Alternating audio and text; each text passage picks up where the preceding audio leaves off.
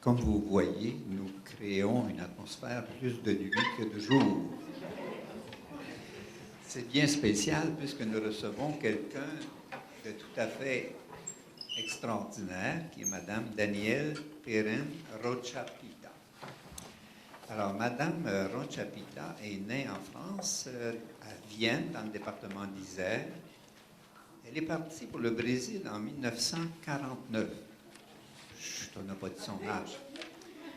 Et elle a fait ses études à Sao Paulo, au lycée Pasteur. Elle est revenue en France pour ses études supérieures en sciences sociales à l'Université de Grenoble 3, Humanité, et y a obtenu un doctorat d'État en sciences humaines sous la direction de M. Gilbert Durand. C'est assez rare, n'est-ce pas? En 1979. Elle vit à Recife, Pernambuco, au Brésil, depuis 1973, d'abord comme chercheur à l'Institut Joaquim Nabuco de recherche sociale, aujourd'hui la Fondation Joaquim Nabuco, puis comme professeur à l'Universidad Federal de Pernambuco depuis 1980. En 1976, elle est présente à la fondation de création d'un centre de recherche sur l'imaginaire, qui est fondé cette même année, fonctionne jusqu'en 1990, alors qu'il est transféré à l'université sous le nom de, excusez-moi, brésilien, Núcleo Interdisciplinar de Pesquisas sobre o Imaginário, rattaché au programme de 3e cycle en anthropologie. Ces recherches se font dans le cadre de l'anthropologie de l'imaginaire. Elle a publié à ce sujet au moins une douzaine de livres. Alors, je suis très, très heureux de vous présenter Mme Rocha-Pita.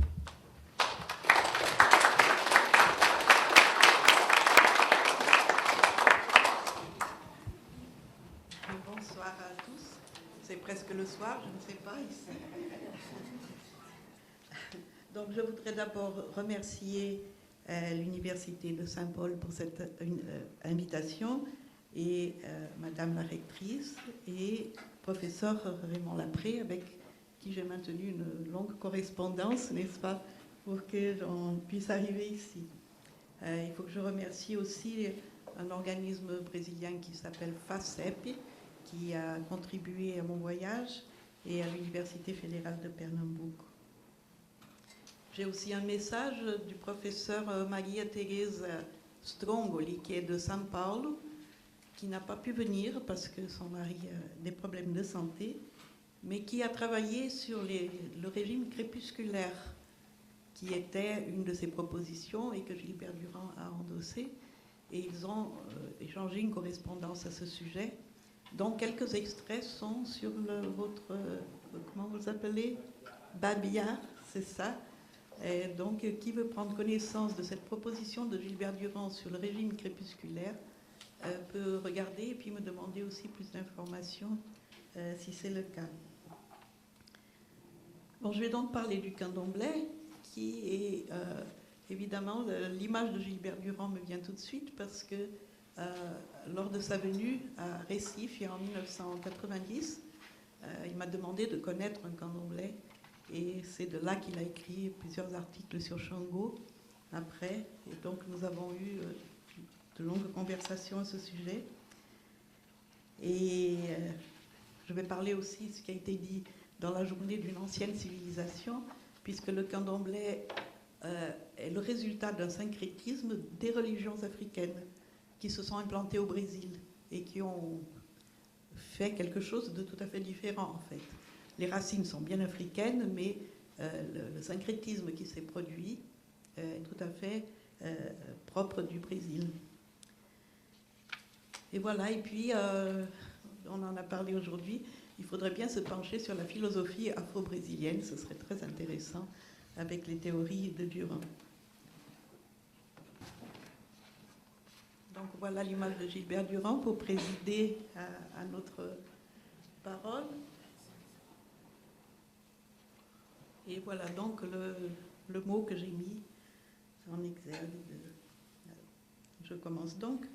La révolution épistémologique qui caractérise le début du XXe siècle doit beaucoup à Bachelard dans la mesure où il propose la poésie comme un moyen valable de connaissance, cela dans un contexte socioculturel dans lequel siège une vision positiviste de la science.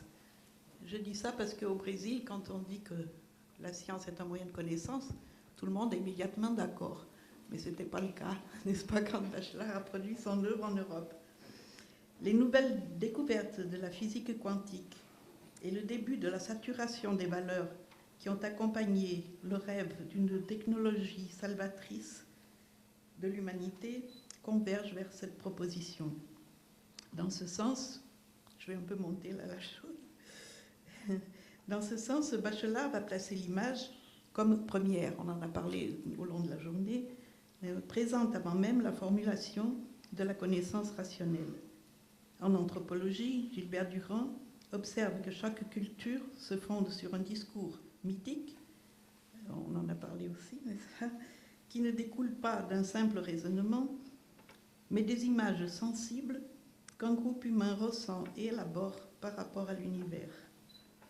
C'est ainsi qu'une culture organise l'espace, par exemple, à partir d'une image dans laquelle le bien est placé en haut et le mal est placé en bas. Et ce n'est évidemment pas une image rationnelle, n'est-ce pas?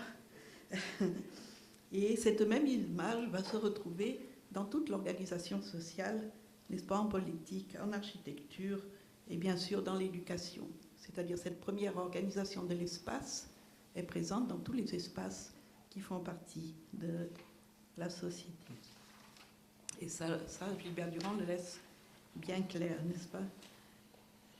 Au sujet de cette image première et fondamentale, ancrée dans l'imagination, contrairement à ce qui était véhiculé par la science officielle, Gilbert Durand, lors d'une conférence faite au Canada, parle d'un jeune Français, lui-même, et je cite, « Il trouvait soudain un maître inhabituel, Gaston Bachelard, qui est venu lui dire, le premier en France, que ce sont la science et la raison qui changent, et ce qui reste, c'est cet imaginaire, Hölderlin, que les poètes fondent.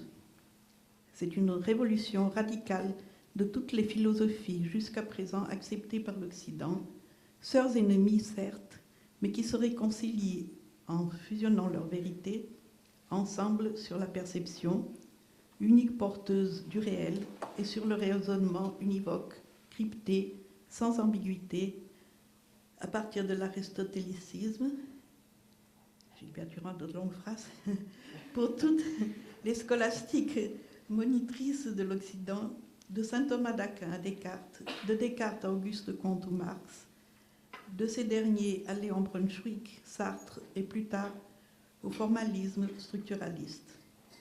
Voilà qu'on nous montrait que c'était la si récriminée folle du logis qui était la première, qui était la propre permanence, donc la carte d'identité du sapiens sapiens. Fin de citation. Actuellement, une recherche sur Internet, on change de style, montre qu'il existe 17 800 références à Gilbert Durand, là, le jour là un peu avant de venir, couvrant tous les domaines de la connaissance. Ce qui signifie que cette image, occultée si longtemps par la culture occidentale, dans la mesure où elle n'était pas mesurable, n'était pas finie comme devait l'être un objet de connaissance, aujourd'hui devient la base de ces connaissances, la base de la science. C'est ainsi que pour aborder le champ religieux, il nous faut, croyons-nous, prendre comme méthode de recherche une méthode centrée sur l'image, une phénoménologie poétique. Il s'agit d'une attitude de vie qui exige du chercheur le respect de l'autre, l'ouverture émotionnelle, l'acceptation du risque et du danger que toute nouvelle relation implique. L'image, avec son contenu symbolique, dynamique et toujours ouvert, avec ses dimensions affectives et émotionnelles, va permettre la construction d'une connaissance commune, il n'y a plus de séparation entre sujet et objet, n'est-ce pas, sur un pied d'égalité. Dans cette proposition, plus importante que l'objet d'étude, est la dynamique qui l'habite.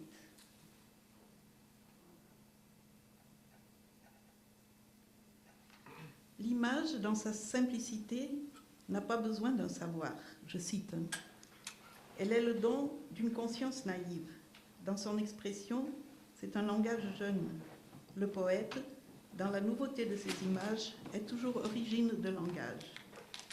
Pour préciser ce que peut être une phénoménologie de l'image, pour montrer que l'image existe avant la pensée, il serait nécessaire de dire que la poésie est, avant que d'être une phénoménologie de l'esprit, une phénoménologie de l'âme. Nous devrions alors accumuler des documents sur la conscience rêveuse, nous dit Gaston Bachelard. Et comment prendre connaissance de cette conscience rêveuse? Par l'application d'une méthodologie, nous dira Gilbert Durand, qui prendra en compte, entre autres, les redondances des gestes, des mythèmes, des images iconographiques. C'est cette conscience rêveuse, à notre avis, qui est en action dans un terreiro afro-brésilien. Terreiro, c'est le local religieux, n'est-ce pas? Dans lequel se construisent à chaque instant des images simultanément collectives et individuelles, ancestrales et actuelles, qui sont l'aboutissement de l'interaction entre les humains et les orishas qui sont les divinités du candomblé.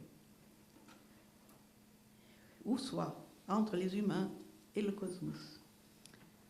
Les éléments de la nature, retravaillés du point de vue anthropologique par Gilbert Durand, sont pour Bachelard les hormones de l'imagination.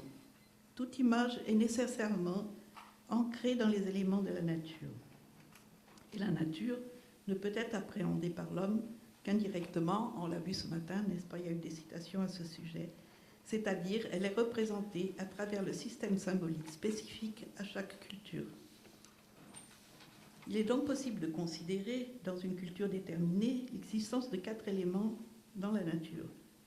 Mais la signification symbolique de ces éléments est extrêmement variable et dépend de son adjectivation. C'est ce que nous montre Bachelard, n'est-ce pas? Quand il parle des différents, dans ses différents livres sur la matière, de quelle façon une eau stagnante, par exemple, peut avoir un sens opposé à celui d'une eau de source cristalline. Ça, c'est ce qui arrive toujours avec le symbole, n'est-ce pas? Si le symbole, si l'image n'est pas adjectivée, on ne sait pas dans quelle direction ira l'imaginaire. Et en plus, n'est-ce pas, cette image, elle doit être située culturellement. Sa signification symbolique dépend non seulement de la culture, mais aussi des divisions internes de cette culture. La classe sociale, le clan, la religion, l'âge, etc. Vous voyez que c'est un vaste programme pour anthropologues et sociologues. Si on n'a pas le contexte, on ne sait pas ce qui se passe.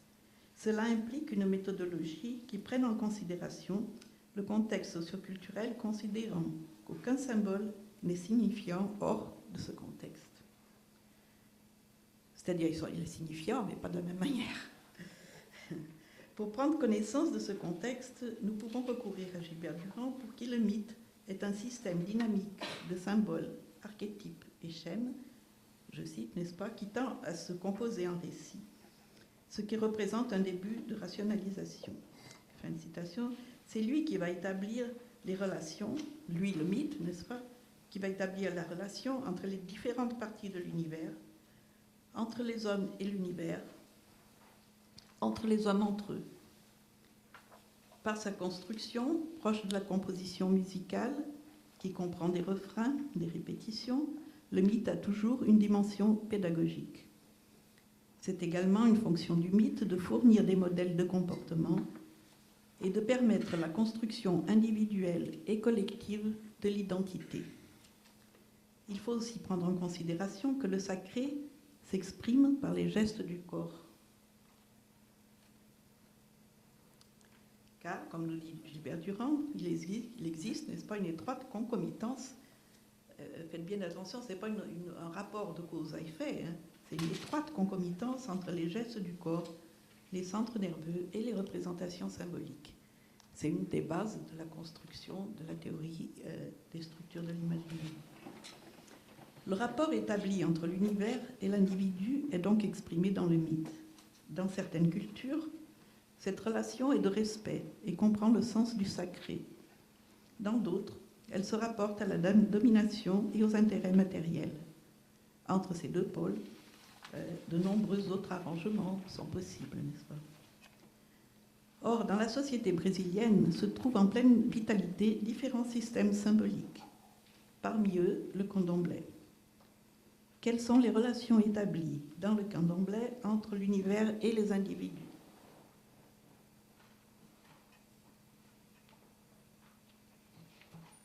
Quelles en sont les valeurs prédominantes? Ça, j'ai été inspirée, n'est-ce pas, par les préoccupations de M. Raymond. Ça, c'est une image de la disposition du candomblé. Les divers orishas qui sont autour du centre sont les divers éléments de la nature qui sont nommés et qui ont une vie propre. Et puis vous avez le Père de Saint qui dirige la cérémonie, les tambours qui sont à droite et le public à gauche.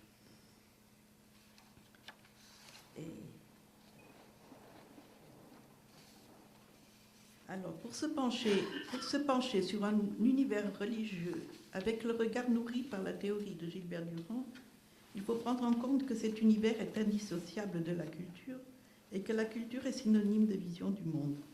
Monde rêvé, monde mythique. Dans ce monde, le temps est suspendu, étant simultanément passé, présent et à venir. Et c'est en lui que vont s'établir les relations de l'homme avec le sacré. C'est en lui que va se créer le sens de la vie de chacun et celui de la communauté, de la terre et du cosmos. C'est ce qui se passe dans un terril de candomblé.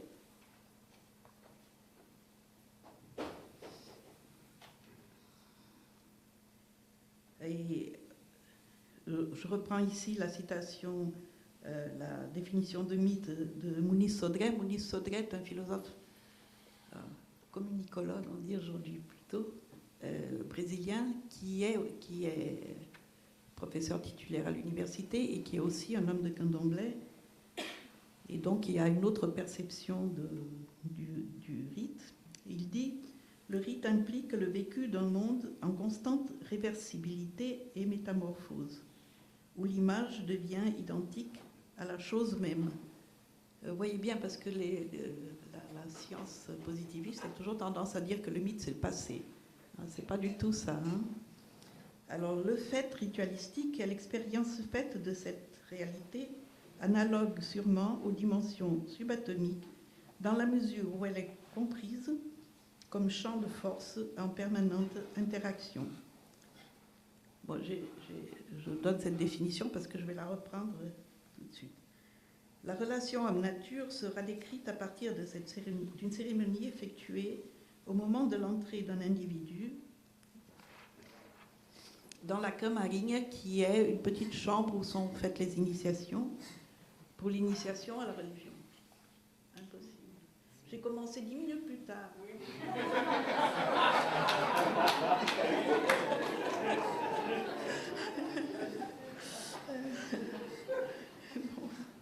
Bon, mais je vais sauter l'initiation. Qu'est-ce que je peux faire?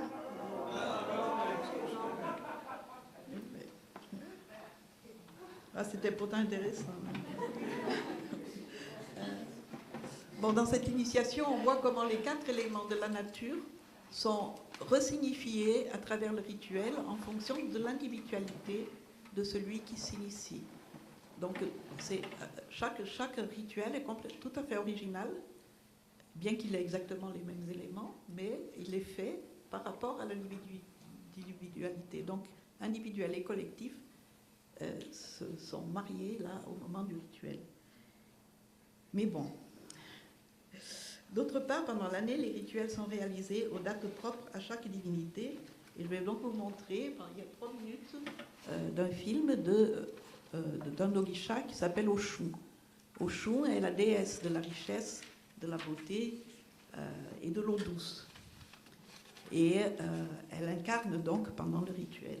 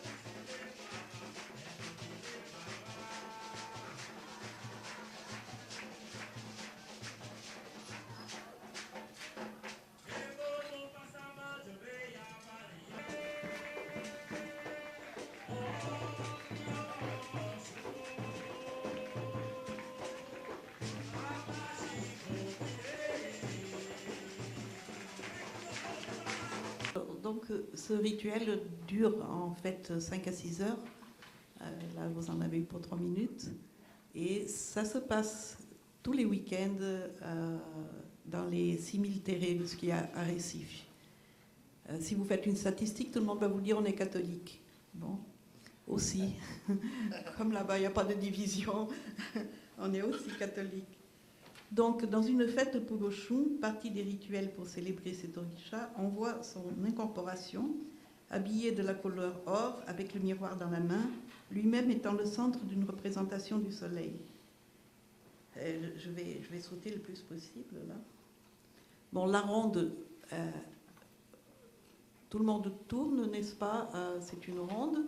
La ronde tourne autour de l'axe de l'Aché, qui est placé au centre du terreiro et qui détient la force vitale du terreiro, qui est un liquide qui est préparé, évidemment, avec beaucoup de rituels, et qui représente la force vitale.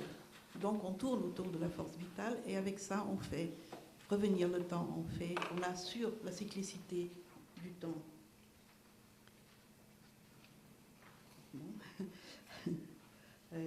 Le rythme spécifique des chants Pulochum reproduit celui de l'eau sautillante et heureuse, synonyme de vie. Les gestes de la danse reproduisent les mouvements des eaux avec leur seau, leur volute, leur bague. Vous avez vu qu'on secoue sa robe, n'est-ce pas? Donc l'important, je pense, c'est d'être conscient que pendant un rituel dans un terreiro, ce qui est en jeu, c'est l'activation des échanges d'énergie entre tous les éléments de la nature, afin que le cycle de vie soit garanti. Ici, il n'existe pas de division entre les vivants et les morts, entre les hommes et les dieux, entre les espèces animales, végétales, minérales. Tous sont également des composantes de l'univers et donc dotés d'énergie propre à être mises en dialogue les unes avec les autres. De cela naît la dynamique de la vie. Dans le rituel, l'énergie est emprisonnée. Sans le rituel, l'énergie est emprisonnée, immobilisée, destinée à mourir. L'individuel est simultanément collectif dans le rituel. Je suis moi, mais aussi mon orisha, et aussi la mer, et aussi l'oiseau, et aussi le ciel. C'est la circulation des énergies qui permet l'existence d'un équilibre entre les éléments complémentaires et indissociables, comme univers, corps, esprit, âme. Gilbert Durand, dans le chapitre 5 de l'imagination symbolique, expose les fonctions d'équilibration biologique, psychosociale, humaniste, théophanique, exercées par l'imaginaire. Voilà, c'est ça la citation. Voilà, vous la lisez, je ne la lis pas. Le trajet anthropologique, propre au candomblé, caractérisé par la prédominance de la structure synthétique disséminatoire de l'imaginaire, caractérisé par une vision de la nature et de l'homme, ici exposé, celui non pas d'un homme fier et dominateur, mais d'un homme connivant et participant de la nature, permet à chaque individu, à travers les rituels et la vie quotidienne, de collaborer avec son énergie propre à la perpétuation du cycle de vie. Pour cela, il faut que les hommes et les éléments de la nature soient impliqués les uns avec les autres.